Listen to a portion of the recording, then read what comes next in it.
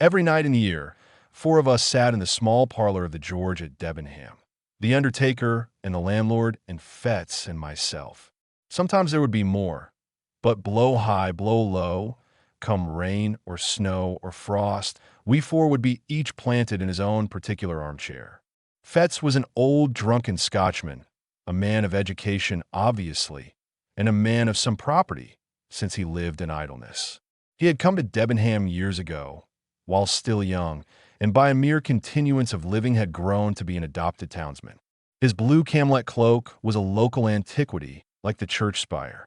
His place in the parlor at the George, his absence from church, his old, crapulous, disreputable vices, were all things of course in Debenham. He had some vague, radical opinions and some fleeting infidelities, which he would now and again set forth and emphasize with tottering slaps upon the table.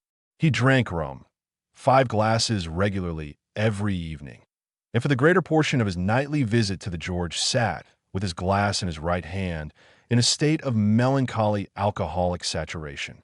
We called him a doctor, for he was supposed to have some special knowledge of medicine, and had been known, upon a pinch, to set a fracture or reduce a dislocation. But beyond these slight particulars, we had no knowledge of his character and antecedents.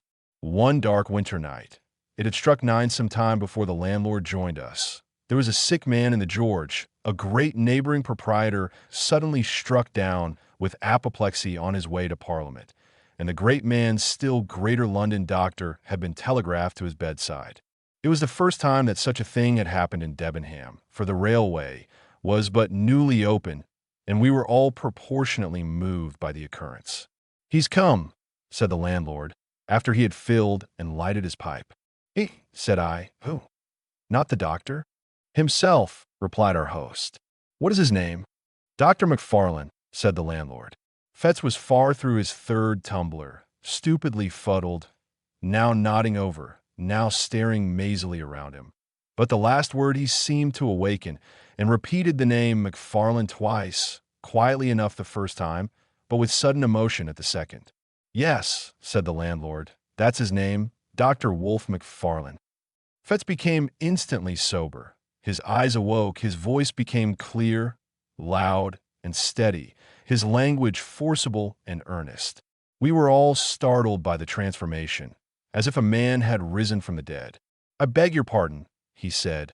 "I am afraid I have not been paying much attention to your talk. Who is this Wolfe McFarlane?" And then, when he had heard the landlord out, it cannot be," he added, "and yet I would like well to see him face to face." "Do you know him, doctor?" asked the undertaker with a gasp. "God forbid," was the reply. "And yet the name is a strange one. It were too much to fancy too. Tell me, landlord, is he old?" "Well," said the host, "he's not a young man, to be sure, and his hair is white, but he looks younger than you. He is older, though, years older. But," with a slap upon the table, "it's the rum you see in my face, rum and sin. This man, perhaps, may have an easy conscience and a good digestion. Conscience! Hear me speak. You would think I was some good, old, decent Christian, would you not? But no, not I. I never canted. Voltaire might have canted if he'd stood in my shoes. But the brains, with a rattling fillip on his bald head, the brains were clear and active, and I saw and made no deductions. If you know this doctor, I ventured to remark, after a somewhat awful pause, I should gather that you do not share the landlord's good opinion. Fetz paid no regard to me. "Yes," he said, with sudden decision, "I must see him face to face." There was another pause, and then a door was closed rather sharply on the first floor, and a step was heard upon the stair. "That's the doctor," cried the landlord. "Look sharp, and you can catch him." It was but 2 steps from the small parlor to the door of the old George Inn. The wide oak staircase landed almost in the street. There was room for a Turkey rug, and nothing more between the threshold and the last round of the descent. But this little space was every evening brilliantly lit up, not only by the light upon the stair and the great signal lamp below the sign, but by the warm radiance of the barroom window. The George thus brightly advertised itself to passers-by in the cold street. Fetz walked steadily to the spot, and we, who were hanging behind, beheld the two men meet, as one of them had phrased it, face to face. Dr. McFarlane was alert and vigorous. His white hair set off his pale and placid, although energetic countenance. He was richly dressed in the finest of broadcloth and the whitest of linen, with a great gold watch chain and studs and spectacles of the same precious material. He wore a broad-folded tie, white and speckled with lilac, and he carried on his arm a comfortable driving coat of fur. There was no doubt, but he became his years, breathing, as he did, of wealth and consideration, and it was a surprising contrast to see our parlor sot, bald, dirty, pimpled, and robed in his old camelet cloak, confront him at the bottom of the stairs. "McFarlane," he said somewhat loudly, more like a herald than a friend.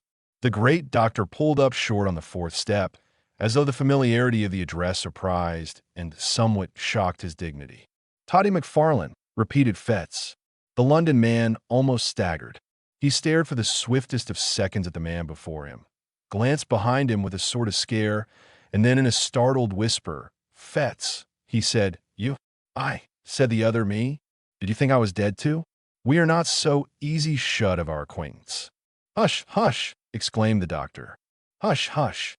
This meeting is so unexpected. I can see you are unmanned. I hardly knew you, I confess, at first, but I am overjoyed to have this opportunity. For the present it must be how do ye do and goodbye in one, for my fly is waiting, and I must not fail the train. But you shall, let me see, yes, you shall give me your address, and you can count on early news of me. We must do something for you, Fetz. I fear you are out at elbows, but we must see to that for Auld Lang Syne, as once we sang at suppers." "Money," cried Fetz. "Money from you? The money that I had from you is lying where I cast it in the rain." Dr. McFarlane had talked himself into some measure of superiority and confidence, but the uncommon energy of this refusal cast him back into his first confusion. A horrible, ugly look came and went across his almost venerable countenance. "My dear fellow," he said, "be it as you please. My last thought is to offend you. I would intrude on none. I will leave you my address. However, I do not wish it. I do not wish to know the roof that shelters you," interrupted the other. "I heard your name. I feared it might be you. I wish to know if, after all, there were a God. I know now that there is none. Begone." He still stood in the middle of the rug, between the stair and doorway, and the great London physician, in order to escape, would be forced to step to one side. It was plain that he hesitated before the thought of this humiliation. White as he was, there was a dangerous glitter in his spectacles. But while he still paused uncertain, he became aware that the driver of his fly was peering in from the street at this unusual scene and caught a glimpse at the same time of our little body from the parlor, huddled by the corner of the bar. The presence of so many witnesses decided him at once to flee. He crouched together, brushing on the wainscot, and made a dart like a serpent, striking for the door.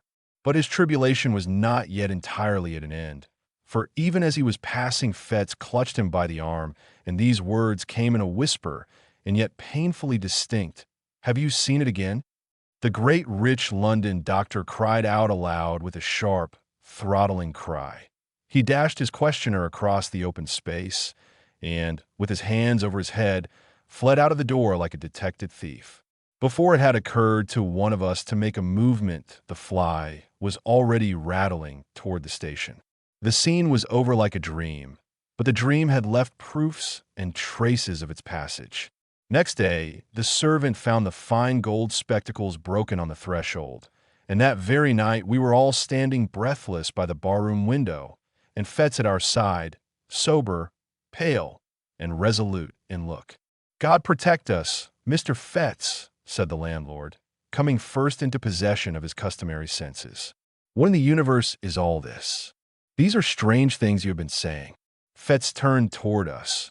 He looked us each in succession in the face. "See if you can hold your tongues," said he. "That man McFarlane is not safe to cross. Those that have done so already have repented it too late." And then, without so much as finishing his third glass, far less waiting for the other two, he bade us good-bye and went forth, under the lamp of the hotel, into the black night. We three turned to our places in the parlor, with the big red fire and 4 clear candles. And as we recapitulated what had passed, the first chill of our surprise soon changed into a glow of curiosity. We sat late. It was the latest session I have known in the Old George. Each man, before we parted, had his theory that he was bound to prove, and none of us had any nearer business in this world than to track out the past of our condemned companion and surprise the secret that he shared with the great London doctor. It is no great boast, but I believe I was a better hand at worming out a story than either of my fellows at the George, and perhaps there is now no other man alive who could narrate to you the following foul and unnatural events. In his young days, Fettes studied medicine in the schools of Edinburgh. He had talent of kind, the talent that picks up swiftly what it hears and readily retails it for its own. He worked little at home, but he was civil, attentive, and intelligent in the presence of his masters. They soon picked him out as a lad who listened closely and remembered well. Nay, strange as it seemed to me when I first heard it, he was in those days well favored and pleased by his exterior. There was, at that period, a certain extramural teacher of anatomy, whom I shall here designate by the letter K. His name was subsequently too well known. The man who bore it skulked through the streets of Edinburgh in disguise, while the mob that applauded at the execution of Burke called loudly for the blood of his employer. But Mr. K was then at the top of his vogue. He enjoyed a popularity due partly to his own talent and address, partly to the incapacity of his rival, the university professor. The students, at least, swore by his name, and Fettes believed himself, and was believed by others, to have laid the foundations of success when he had acquired the favor of this meteorically famous man. Mr. K was a bon vivant as well as an accomplished teacher.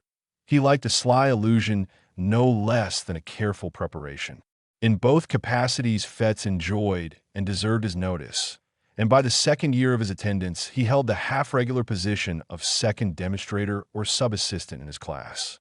In this capacity, the charge of the theater and lecture room devolved in particular upon his shoulders. He had to answer for the cleanliness of the premises and the conduct of the other students, and it was a part of his duty to supply, receive, and divide the various subjects. It was with a view to this last, at that time very delicate, affair that he was lodged by Mr. K in the same wind, and at last in the same building with the dissecting rooms. Here, after a night of turbulent pleasures, his hand still tottering, his sight still misty and confused, he would be called out of bed in the black hours before the winter dawn by the unclean and desperate interlopers who supplied the table. He would open the door to these men, since infamous throughout the land. He would help them with their tragic burden, pay them their sordid price, and remain alone, when they were gone, with the unfriendly relics of humanity.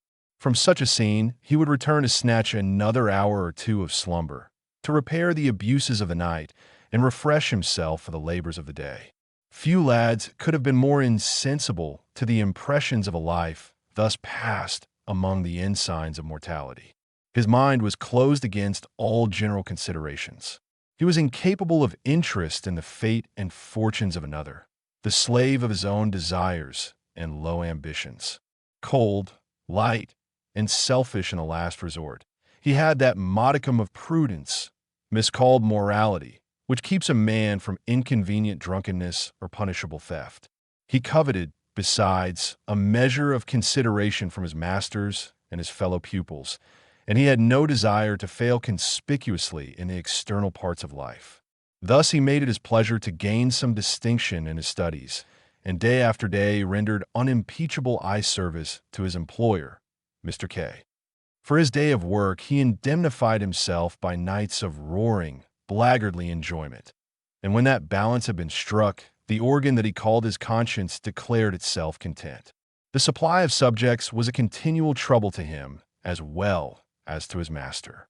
In that large and busy class, the raw material of the anatomists kept perpetually running out, and the business thus rendered necessary was not only unpleasant in itself, but threatened dangerous consequences to all who were concerned.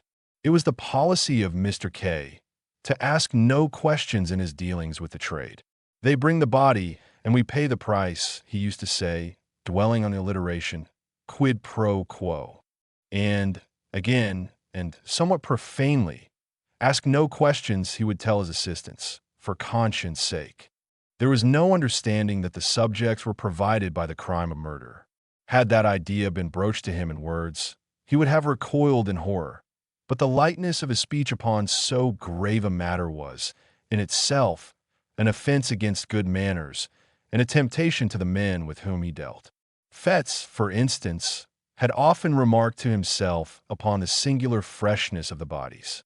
He had been struck again and again by the hangdog, abominable looks of the ruffians who came to him before the dawn, and putting things together clearly in his private thoughts, he perhaps attributed a meaning too immoral and too categorical to the unguarded counsels of his master. He understood his duty, in short, to have three branches: to take what was brought, to pay the price, and to avert the eye from any evidence of crime. One November morning, this policy of silence was put sharply to the test.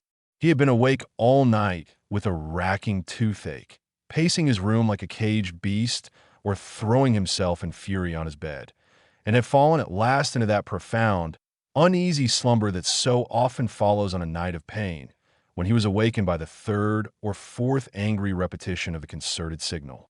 There was a thin, bright moonshine. It was bitter cold, windy, and frosty. The town had not yet awakened, but an indefinable stir already preluded the noise and business of the day. The ghouls had come later than usual, and they seemed more than usually eager to be gone. Fetz, sick with sleep, lighted them upstairs. He heard their grumbling Irish voices through a dream, and as they stripped the sack from their sad merchandise, he leaned dozing, with his shoulder propped against the wall. He had to shake himself to find the men their money. As he did so, his eyes lighted on the dead face. He started. He took 2 steps nearer, with the candle raised. "God Almighty!" he cried. "That is Jane Galbraith." The men answered nothing, but they shuffled nearer the door. "I know her, I tell you," he continued. "She was alive and hearty yesterday. It's impossible she can be dead. It's impossible you should have got this body fairly." "Sure, sir, you're mistaken entirely," said one of the men. But the other looked Fetz darkly in the eyes and demanded the money on the spot. It was impossible to misconceive the threat or to exaggerate the danger. The lad's heart failed him. He stammered some excuses, counted out the sum, and saw his hateful visitors depart. No sooner were they gone than he hastened to confirm his doubts. By a dozen unquestionable marks, he identified the girl he had jested with the day before. He saw, with horror, marks upon her body that might well betoken violence. A panic seized him, and he took refuge in his room. There he reflected at length over the discovery that he had made, considered soberly the bearing of Mr. K.'s instructions and the danger to himself of interference in so serious a business, and at last, in sore perplexity, determined to wait for the advice of his immediate superior, the class assistant. This was a young doctor, Wolfe McFarlane, a high favorite among all the reckless students, clever, dissipated, and unscrupulous to the last degree. He had traveled and studied abroad. His manners were agreeable and a little forward. He was an authority on the stage, skillful on the ice or the links with skate or golf club. He dressed with nice audacity, and, to put the finishing touch upon his glory, he kept a gig and a strong trotting horse. With Fetz, he was on terms of intimacy. Indeed, their relative positions called for some community of life, and when subjects were scarce, the pair would drive far into the country in McFarlane's gig, visit and desecrate some lonely graveyard, and return before dawn with their booty to the door of the dissecting room. On that particular morning, McFarlane arrived somewhat earlier than his wont. Fetz heard him and met him on the stairs, told him his story, and showed him the cause of his alarm. McFarlane examined the marks on her body. "Yes," he said with a nod, "it looks fishy." "Well, what should I do?" asked Fetz. "Do?" repeated the other. "Do you want to do anything?" Least said soonest mended, I should say. "Someone else might recognize her," objected Fetz. "She was as well known as the Castle Rock." "We'll hope not," said McFarlane, And if anybody does, well, you didn't, don't you see, and there's an end. The fact is, this has been going on too long. Stir up the mud, and you'll get K into the most unholy trouble. You'll be in a shocking box yourself. So will I if you come to that. I should like to know how any one of us would look, or what the devil we should have to say for ourselves in any Christian witness box. For me, there's one thing certain, that, practically speaking, all our subjects have been murdered. McFarlane, cried Fetz. Come now, sneered the other, as if you hadn't suspected it yourself. Suspecting is one thing, and proof another. Yes, I know, and I'm as sorry as you are this should have come here, tapping the body with his cane. The next best thing for me is not to recognize it. And, he added coolly, I don't. You may if you please. I don't dictate, but I think a man of the world would do as I do. And, I may add, I fancy that is what K would look for at our hands. The question is, why did he choose us two for his assistance? And I answer, because he didn't want old wives. This was the tone of all others to affect the mind of a lad like Fetz. He agreed to imitate McFarlane. The body of the unfortunate girl was duly dissected, and no one remarked or appeared to recognize her. One afternoon, when his day's work was over, Fetz dropped into a popular tavern and found McFarlane sitting with a stranger. This was a small man, very pale and dark, with coal-black eyes. The cut of his features gave a promise of intellect and refinement which was but feebly realized in his manners, for he proved, upon a nearer acquaintance, coarse, vulgar, and stupid. He exercised, however, a very remarkable control over McFarlane, issued orders like the great Bashaw, became inflamed at the least discussion or delay, and commented rudely on the servility with which he was obeyed. This most offensive person took a fancy to Fetz on the spot, plied him with drinks, and honored him with unusual confidences on his past career. If a tenth part of what he confessed were true, he was a very loathsome rogue, and the lad's vanity was tickled by the attention of so experienced a man. I'm a pretty bad fellow myself, the stranger remarked, but McFarlane is the boy. Toddy McFarlane, I call him. Toddy, order your friend another glass. Or it might be, Toddy, you jump up and shut the door. Toddy hates me, he said again. Oh yes, Toddy, you do. Don't you call me that confounded name, growled McFarlane. Hear him. Did you ever see the lads play knife? He would like to do that all over my body, remarked the stranger. We medicals have a better way than that, said Fetz. When we dislike a dead friend of ours, we dissect him. McFarlane looked up sharply, as though this jest were scarcely to his mind. The afternoon passed. Gray, for that was the stranger's name, invited Fetz to join them at dinner, ordered a feast so sumptuous that the tavern was thrown into commotion, and when all was done, commanded McFarlane to settle the bill. It was late before they separated. The man Gray was incapably drunk. McFarlane, sobered by his fury, chewed the cut of the money he had been forced to squander and the slights he had been obliged to swallow. Fetz, with various liquors singing in his head, returned home with devious footsteps and a mind entirely in abeyance. Next day McFarlane was absent from the class, and Fetz smiled to himself as he imagined him still squiring the intolerable Gray from tavern to tavern. As soon as the hour of liberty had struck, he posted from place to place in quest of his last night's companions. He could find them, however, nowhere, so returned early to his rooms, went early to bed, and slept the sleep of the just. At 4 a.m, he was awakened by the well-known signal. Descending to the door, he was filled with astonishment to find McFarlane with his gig, and in the gig one of those long and ghastly packages with which he was so well acquainted. What, he cried, have you been out alone? How did you manage? But McFarlane silenced him roughly, bidding him turn to business. When they had got the body upstairs and laid it on the table, McFarlane made at first as if he were going away. Then he paused and seemed to hesitate, and then, you had better look at the face, said he, in tones of some constraint. You had better, he repeated, as Fetz only stared at him in wonder. But where and how? And when did you come by it? Cried the other. Look at the face, was the only answer. Fetz was staggered. Strange doubts assailed him. He looked from a young doctor to the body, and then back again. At last, with a start, he did as he was bidden. He had almost expected the sight that met his eyes, and yet the shock was cruel. To see, fixed in the rigidity of death and naked on that coarse layer of sackcloth, the man whom he had left well clad and full of meat and sin upon the threshold of a tavern, awoke, even in the thoughtless fets, some of the terrors of the conscience. It was a cras tibi which re-echoed in his soul, that two whom he had known should have come to lie upon these icy tables. Yet these were only secondary thoughts. His first concern regarded Wolf. Unprepared for a challenge so momentous, he knew not how to look his comrade in the face. He durst not meet his eye, and he had neither words nor voice at his command. It was McFarlane himself who made the first advance.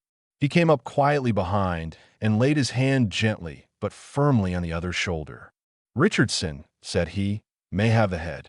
Now Richardson was a student who had long been anxious for that portion of the human subject to dissect. There was no answer, and the murderer resumed.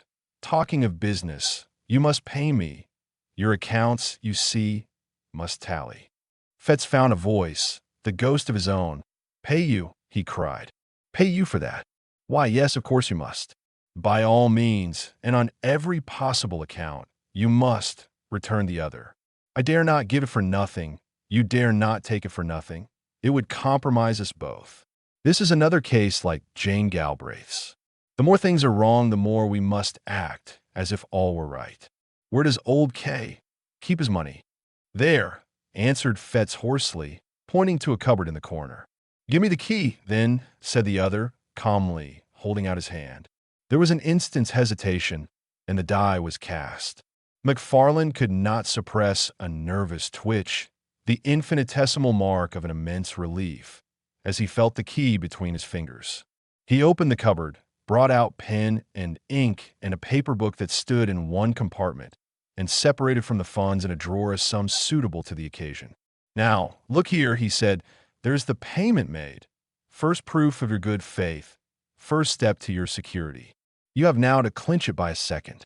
Enter the payment in your book, and then you for your part may defy the devil." The next few seconds were for Fetz an agony of thought, but in balancing his terrors, it was the most immediate that triumphed. Any future difficulty seemed almost welcome if he could avoid a present quarrel with McFarlane. He set down the candle which he had been carrying all this time, and with a steady hand entered the date, the nature, and the amount of the transaction. "And now," said McFarlane, "it's only fair that you should pocket the lucre. I've had my share already. By the by, when a man of the world falls into a bit of luck, has a few shillings extra in his pocket, I'm ashamed to speak of it, but there's a rule of conduct in the case. No treating, no purchase of expensive class books, no squaring of old debts. Borrow, don't lend." "McFarlane," began Fetz, still somewhat hoarsely, "I have put my neck in a halter to oblige you." "To oblige me?" cried Wolf. "Oh, come. You did, as near as I can see the matter, what you downright had to do in self-defense. Suppose I got into trouble, where would you be? This second little matter flows clearly from the first. Mr. Gray is the continuation of Miss Galbraith. You can't begin and then stop. If you begin, you must keep on beginning. That's the truth. No rest for the wicked." A horrible sense of blackness and the treachery of fate seized hold upon the soul of the unhappy student. "My God," he cried, "but what have I done? And when did I begin? To be made a class assistant. In the name of reason, where's the harm in that? Service wanted the position. Service might have got it. Would he have been where I am now?" "My dear fellow," said McFarlane, "what a boy you are. What harm has come to you? What harm can come to you if you hold your tongue? Why, man, do you know what this life is? There are two squads of us, the lions and the lambs. If you're a lamb, you'll come to lie upon these tables like Gray or Jane Galbraith. If you're a lion, you'll live and drive a horse like me, like Kay, like all the world with any wit or courage. You're staggered at the first. But look at Kay. My dear fellow, you're clever. You have pluck. I like you, and Kay likes you. You were born to lead the hunt, and I tell you, on my honor and my experience of life. 3 days from now, you'll laugh at all these scarecrows like a high school boy at a farce." And with that, McFarland took his departure and drove off up the wind at his gig to get undercover before daylight. Fetz was thus left alone with his regrets. He saw the miserable peril in which he stood involved. He saw, with inexpressible dismay, that there was no limit to his weakness, and that, from concession to concession, he had fallen from the arbiter of McFarland's destiny to his paid and helpless accomplice. He would have given the world to have been a little braver at the time, but it did not occur to him that he might still be brave.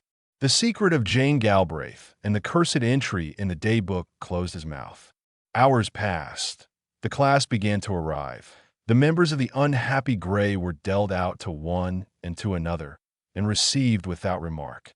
Richardson was made happy with the head, and before the hour of freedom rang, Fetz trembled with exultation to perceive how far they had already gone toward safety. For 2 days he continued to watch, with increasing joy, the dreadful process of disguise. On the 3rd day McFarland made his appearance. He had been ill, he said, but he made up for lost time by the energy with which he directed the students. To Richardson in particular he extended the most valuable assistance and advice, and that student, encouraged by the praise of the demonstrator, burned high with ambitious hopes and saw the medal already in his grasp. Before the week was out, McFarland's prophecy had been fulfilled. Fetz had outlived his terrors and had forgotten his baseness. He began to plume himself upon his courage, and had so arranged the story in his mind that he could look back on these events with an unhealthy pride.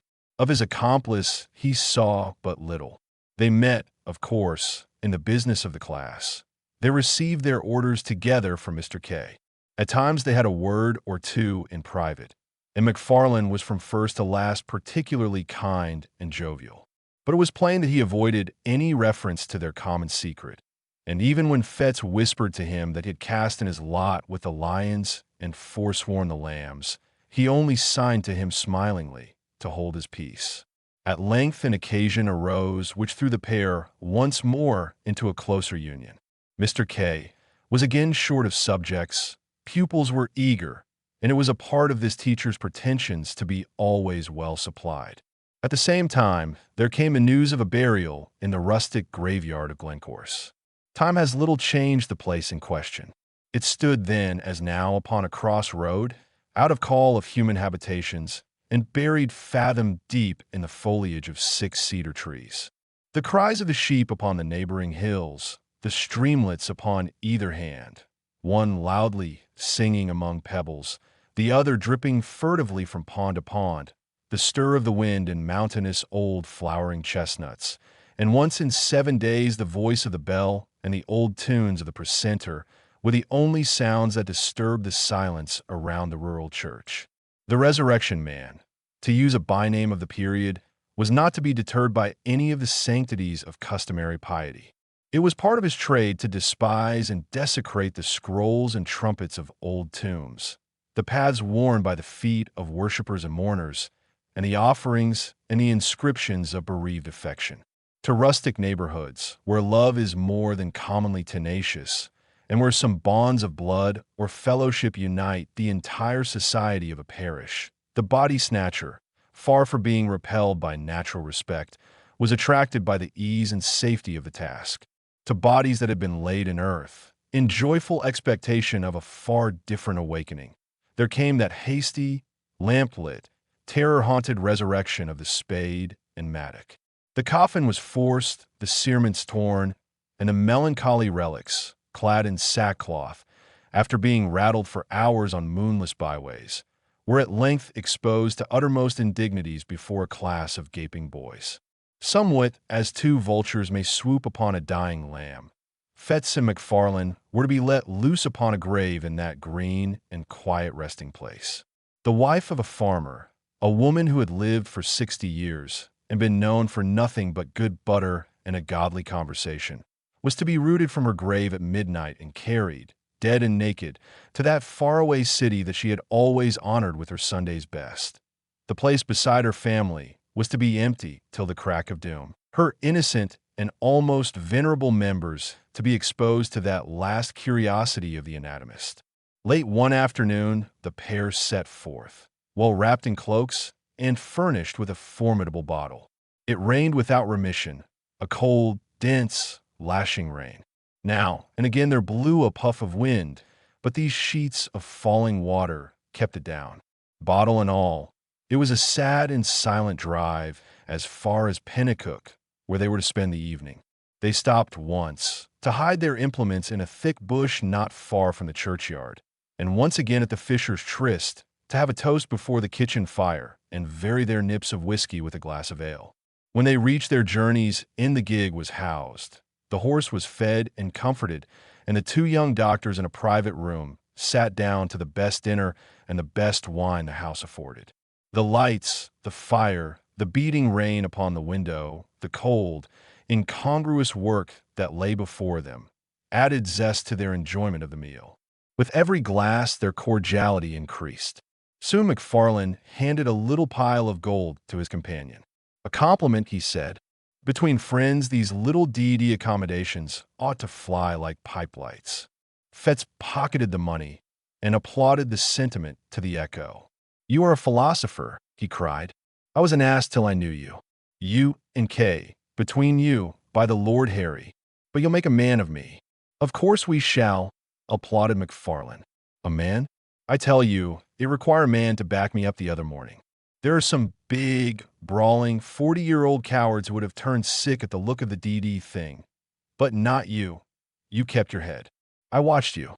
Well, and why not?" Fetz thus vaunted himself. "It was no affair of mine. There was nothing to gain on the one side but disturbance, and on the other I could count on your gratitude. Don't you see?" And he slapped his pocket till the gold pieces rang.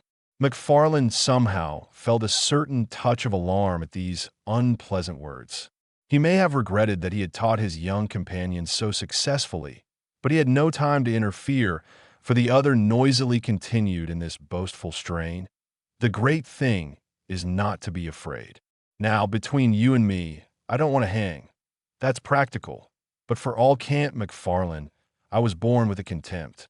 Hell, God, devil, right, wrong, sin, crime, and all the old gallery of curiosities. They may frighten boys, but men of the world, like you and me, despise them. Here's to the memory of Gray." It was by this time growing somewhat late. The gig, according to order, was brought round to the door with both lamps brightly shining, and the young men had to pay their bill and take the road. They announced that they were bound for Peebles, and drove in that direction till they were clear of the last houses of the town.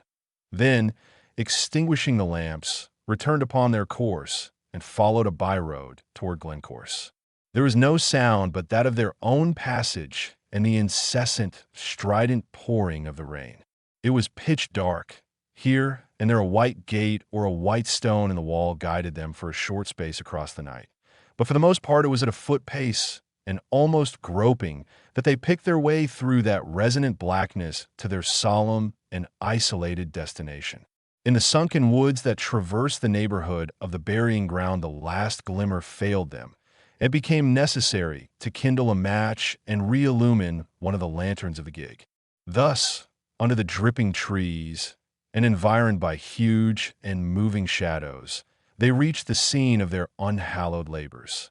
They were both experienced in such affairs, and powerful with the spade, and they had scarce been 20 minutes at their task before they were rewarded by a dull rattle on the coffin lid. At the same moment McFarlane, having hurt his hand upon a stone, flung it carelessly above his head. The grave, in which they now stood almost to the shoulders, was close to the edge of the plateau of the graveyard, and the gig lamp had been propped, the better to illuminate their labors, against a tree and on the immediate verge of the steep bank descending to the stream. Chance had taken a sure aim with the stone. Then came a clang of broken glass. Night fell upon them. Sounds alternately dull and ringing announced the bounding of the lantern down the bank and its occasional collision with the trees. A stone or two, which it had dislodged in its descent, rattled behind it into the profundities of the glen, and then silence, like night, resumed its sway, and they might bend their hearing to its utmost pitch, but naught was to be heard except the rain, now marching to the wind, now steadily falling over miles of open country. They were so nearly at an end of their abhorred task that they judged it wisest to complete it in the dark. The coffin was exhumed and broken open, the body inserted in the dripping sack and carried between them to the gig. One mounted to keep it in its place, and the other, taking the horse by the mouth, groped along by wall and bush until they reached the wider road by the Fisher's Tryst. Here was a faint, diffused radiancy, which they hailed like daylight. By that they pushed the horse to a good pace and began to rattle along merrily in the direction of the town. They had both been wetted to the skin during their operations, and now, as the gig jumped among the deep ruts, the thing that stood propped between them fell now upon one and now upon the other. At every repetition of the horrid contact, each instinctively repelled it with the greater haste, and the process, natural although it was, began to tell upon the nerves of the companions. McFarland made some ill-favored jest about the farmer's wife, but it came hollowly from his lips and was allowed to drop in silence. Still their unnatural burden bumped from side to side, and now the head would be laid, as if in confidence, upon their shoulders, and now the drenching sackcloth would flap icily about their faces.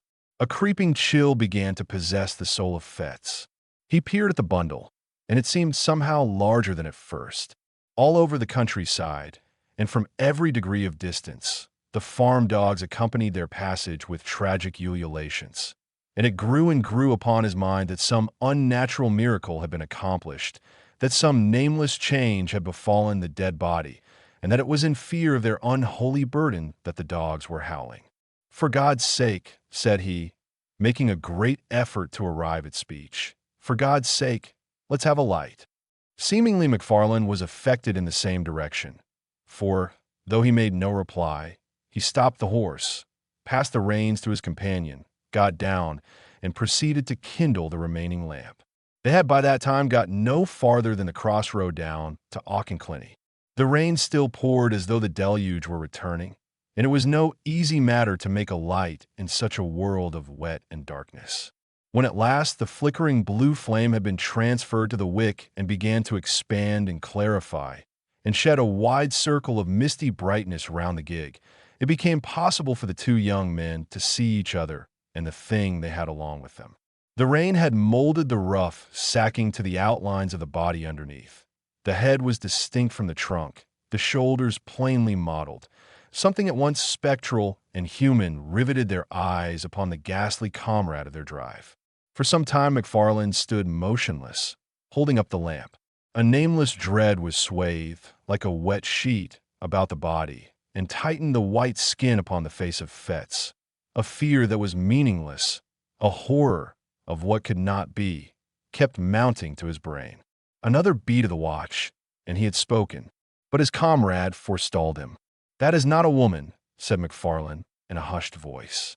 "It was a woman when we put her in," whispered Fetz. "Hold that lamp," said the other. "I must see her face." And as Fetz took the lamp, his companion untied the fastenings of the sack and drew down the cover from the head. The light fell very clear upon the dark, well-molded features and smooth-shaven cheeks of a too familiar countenance, often beheld in dreams of both of these young men. A wild yell rang up into the night. Each leaped from his own side into the roadway. The lamp fell, broke, and was extinguished, and the horse, terrified by this unusual commotion, bounded and went off toward Edinburgh at a gallop, bearing along with it, sole occupant of the gig, the body of the dead and long-dissected Gray.